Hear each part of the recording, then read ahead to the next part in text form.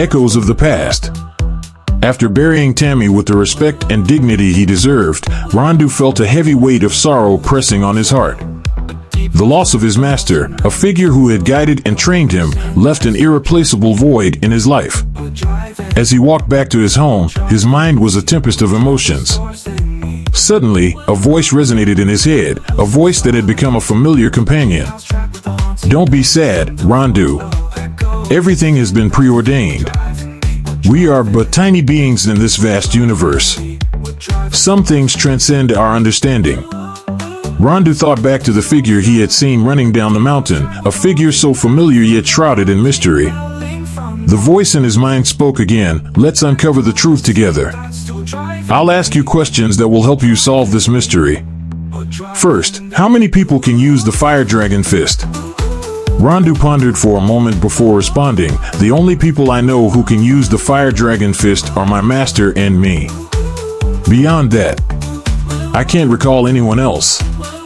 The voice replied, "You've made progress in uncovering the mystery. When you discover who else has mastered the Fire Dragon Fist besides you and your master, you will have your answer. Take your time, Rondu. Your memory is recovering well. Everything will become clear as day." Unmasking the shadows. Day by day, Rondu's memory recovered rapidly. The two personas within him gradually began to merge. Silverback's memories now belonged to Rondu, yet Silverback still lingered deep within his soul. Sometimes, Rondu could feel Silverback's presence, a ghost of his past self guiding him. Determined to uncover who had killed his master, Tammy, Rondu delved deep into his past. A familiar voice echoed in Rondu's mind. "Does the name Suni mean anything to you?" Rondu muttered to himself, "Suni. Ah, I remember. Suni is my master's senior brother. My master once told me about Suni. He was incredibly ambitious, very intelligent, and extremely elusive." The voice continued, "They were both students of your founding master. So, do you think Suni knew how to use the Fire Dragon Fist?"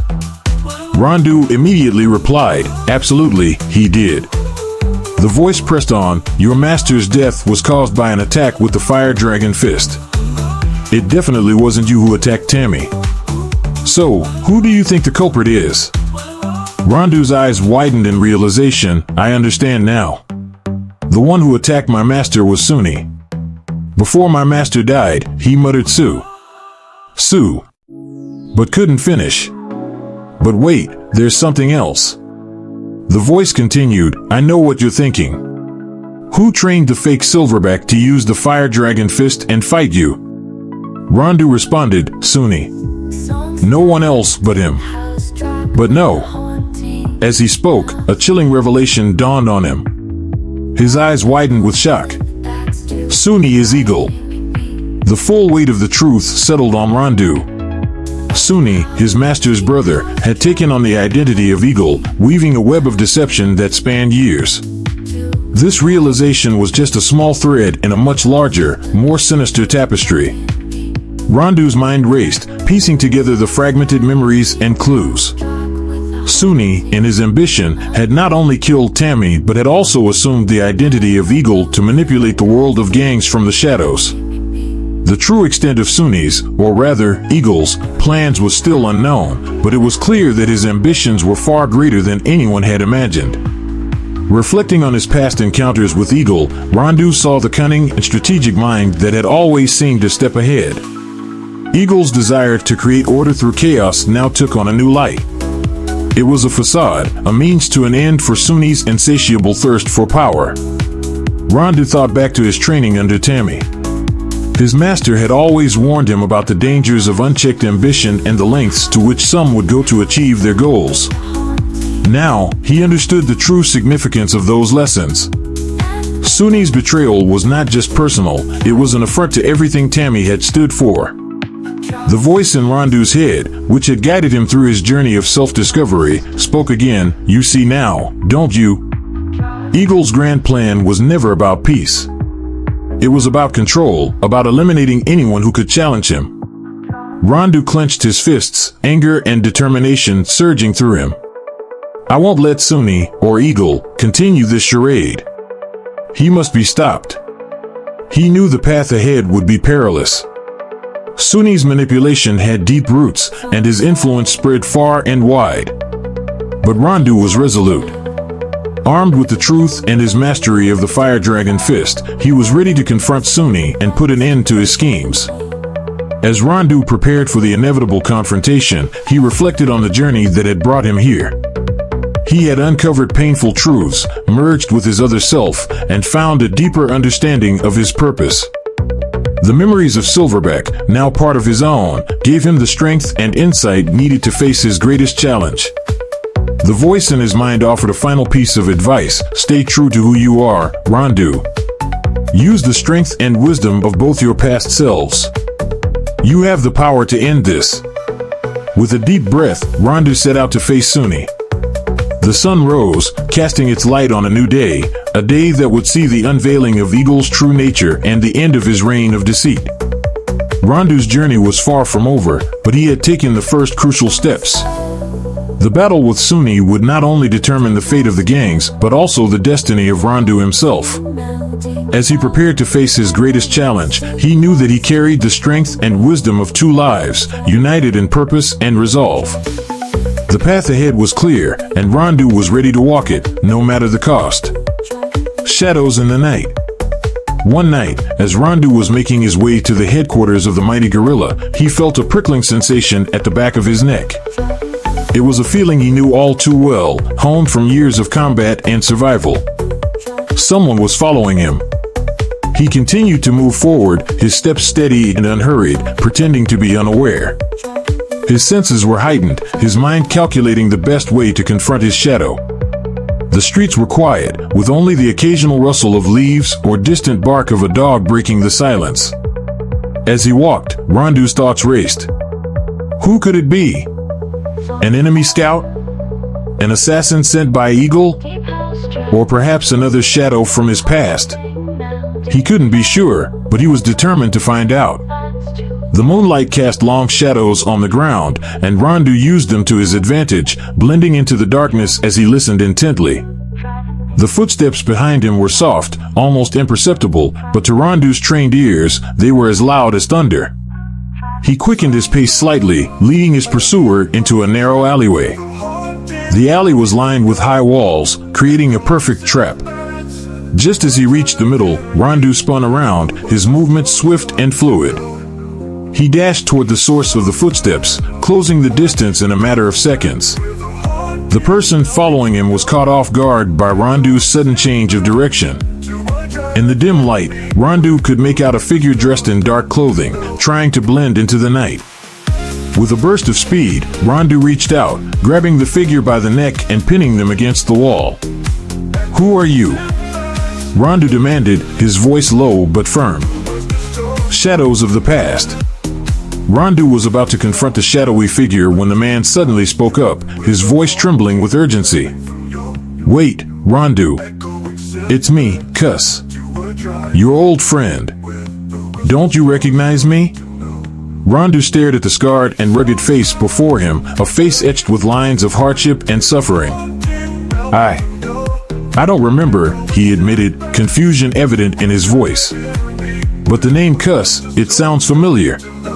The man, Cuss, took a step forward, his eyes pleading. "I'm sorry, Rondu. I'm so sorry for everything. For giving you that letter. They forced me, Rondu. If I hadn't done it, they would have killed my entire family. I had no choice.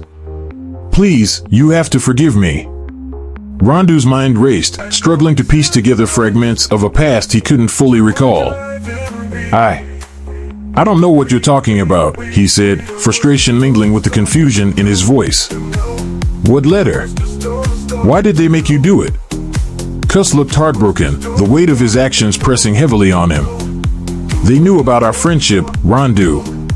They used it against us. They knew everything. They threatened my family, and I had to deliver the letter to you. The loss, the pain, it's my fault."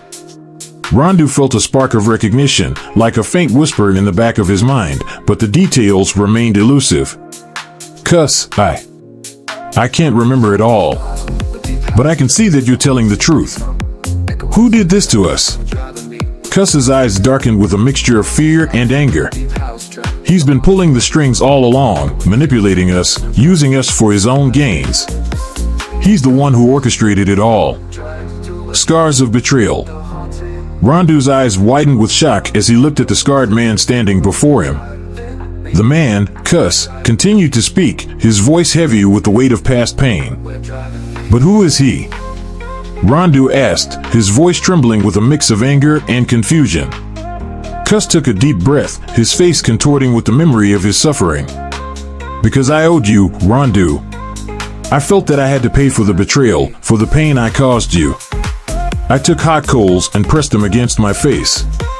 The pain was unimaginable, a searing agony that burned deep into my flesh, but I needed to ensure that no one would recognize me. I needed to hide my identity to follow the man who threatened me.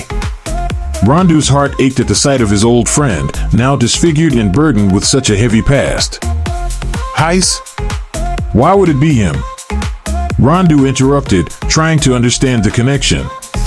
Yes, Cuss confirmed, his voice steady despite the painful memories. I found out that the man who threatened me worked for Heiss.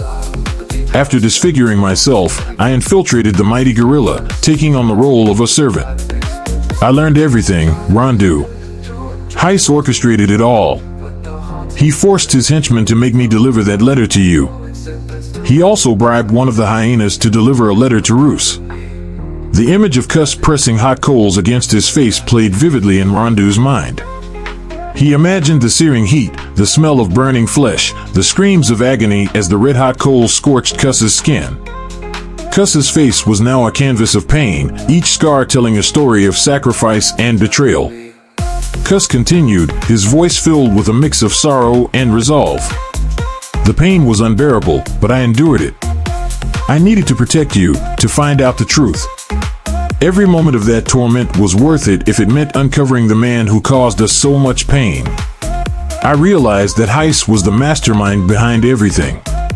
He used his influence and power to manipulate us, to turn us against each other. Rondu clenched his fists, feeling a surge of anger and determination. Heiss. I never suspected him. Why would he do this? What does he gain from all this chaos?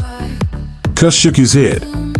I don't have all the answers, but I know that Heiss is dangerous. He's been pulling the strings from the shadows, manipulating events to serve his own agenda. We need to stop him, Rondu.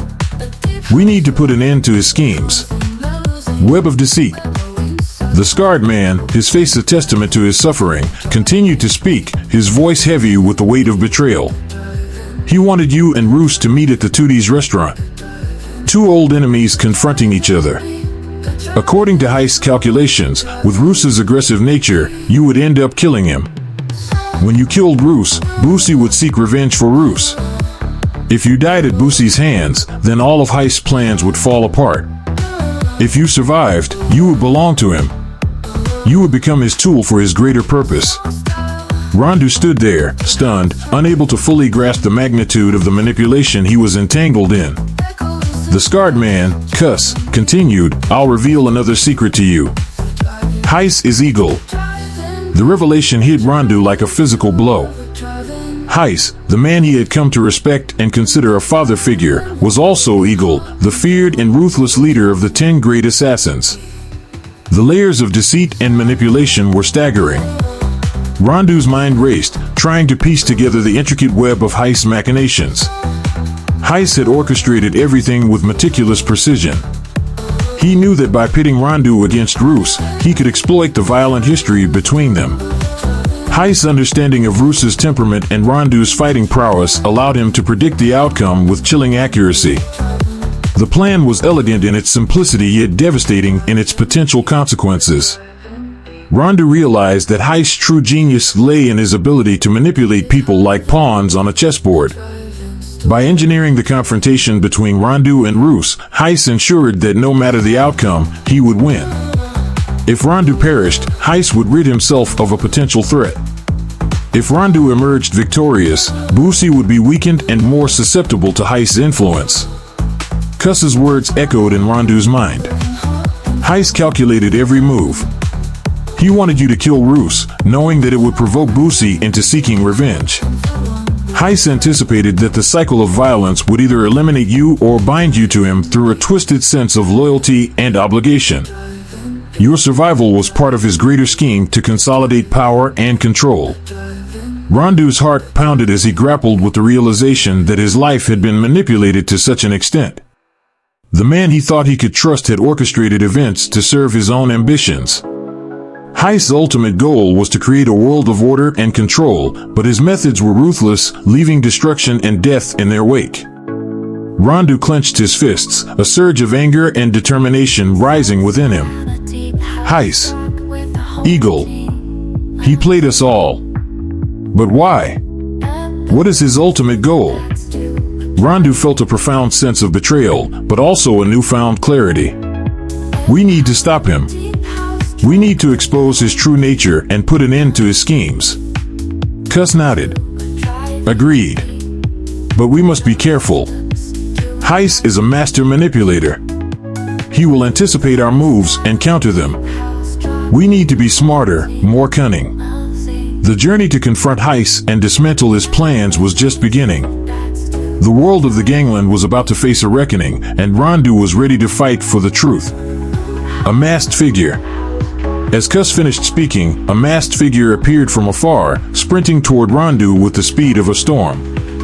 In the dim light of the night, Rondu recognized this man as the same one he had seen descending from the mountain. He was the murderer of Tammy. Cuss was about to reveal another secret of Heist when the masked man delivered a powerful punch to Cuss's back. The attack was so swift that Rondu barely had time to react. He quickly moved Cuss to the side and gathered his internal power to counter another punch from the masked man. Their fists collided, creating a shockwave that shattered the trees on either side of the road. Rondu staggered back a few steps, feeling a tingling sensation in his hand. You must be Sunni, Rondu said, his voice filled with a mix of realization and disbelief. He had never encountered anyone with such formidable internal power before. The masked man remained silent, his eyes cold and determined. Without uttering a word, the masked man prepared to attack again. However, a few passers-by appeared on the road, forcing him to halt his assault and vanish into the darkness. Rondu rushed to Cuss's side, only to find that he had already passed away. The sudden encounter and the loss of Cuss left Rondu with a heavy heart and a sense of urgency. The masked man's attack had been swift and deadly, and Rondu knew that Sunni, or whoever this masked figure truly was, posed a significant threat. Rondu's thoughts raced as he pieced together the events of the night. The masked man's connection to Heist, the murder of Tammy, and Cuss's revelations all pointed to a larger, more sinister plot. The path ahead was fraught with danger, but Rondu was resolute in his quest for justice. The night was dark and filled with uncertainty, but Rondu knew that the dawn would bring new challenges and revelations. With the memory of his fallen comrades and the strength of his convictions, he would continue his journey, determined to bring an end to the shadowy machinations that threatened his world. Shattered illusions. Rondu pondered deeply over Cuss's revelations. The voice in his head began to speak. Start with the letter that Cuss delivered to you. Rondu gradually pieced together the fragments of his past, searching for the truth, a truth he did not wish to uncover. One figure was his father-in-law, a man he revered and who had saved his life. Another was his best friend and also a traitor. Whom should he trust? Rondu continued to contemplate why Heist had known about his relationship with Flora before he lost his memory. This indicated that Heist had been monitoring him for a long time. But what was Heist's purpose? Rondu surmised that Heist intended to manipulate him and steer him down a path that benefited himself. And what about Eagle? Cuss had claimed that Heist was Eagle. According to Silverback's memories, Eagle's appearance was indistinguishable from Heist's. Heist knew all about Rondu's condition, which meant that Eagle did as well. Eagle had exploited Silverback, Rondu's secondary personality, to further his own schemes. The more Rondu thought about it, the clearer the picture became, though it was one he dreaded to see. He remembered the moments when Heist had guided him, the advice that now seemed more like manipulation. It all pointed to a meticulously crafted plan to use Rondu for a larger, more sinister purpose. The voice in his head interrupted his thoughts. Why do you think Heis wanted you and Roos to meet at the Tootie's restaurant? Rondu replied slowly. He knew about my past conflicts with Roos. With Roos's aggressive nature, Heis expected me to kill him.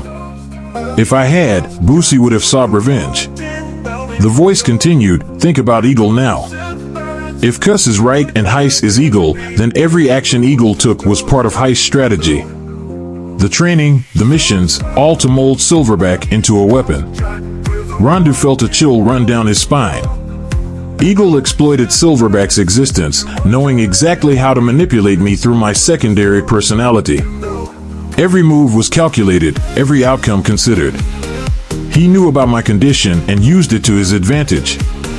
As Rondu pieced together the fragments of his fractured memory, the full extent of Heis' manipulation became apparent. Heis, who had seemed a savior, was actually the puppeteer behind Eagle, orchestrating events from the shadows. But why? Rondu asked the voice. What is his ultimate goal? The voice replied, power. Control. He sees himself as the one who can bring order to the chaos of the underworld, but his methods are ruthless. He believes that by controlling the strongest, he can reshape the world to his vision. Rondu clenched his fists, feeling a surge of anger and betrayal. I was just a pawn in his game. But not anymore. I will uncover the full extent of his plans and put an end to his manipulation. The voice spoke with a tone of resolution. You are not alone in this, Rondu. Silverback's memories and skills are yours. Use them. Find the truth and reclaim your life. With renewed determination, Rondu set his mind on his next steps. He would need to confront Heis, not just as a father-in-law or a benefactor, but as the orchestrator of his suffering. He would need to be cautious, as Heis' influence was far-reaching and his plans deeply ingrained in the fabric of Rondu's life. As he prepared for the confrontation, Rondu knew that the journey ahead would be fraught with danger and moral dilemmas. But he was resolved to see it through. The illusions of his past were shattered, but in their place, a new clarity emerged. Rondu would find the strength within himself to face the truth and forge his own path forward. The painful realization. Rondu thought about Flora. He remembered that each time he regained part of his memory, Flora would shed tears. Why was that? Was she afraid of losing him once he fully recovered? Perhaps it was more than that. The battles with the gangs that often took place at night were orchestrated by Eagle, meticulously planned according to the division of Rondu's personalities. From 10 p.m. to 6 a.m., Silverback took over.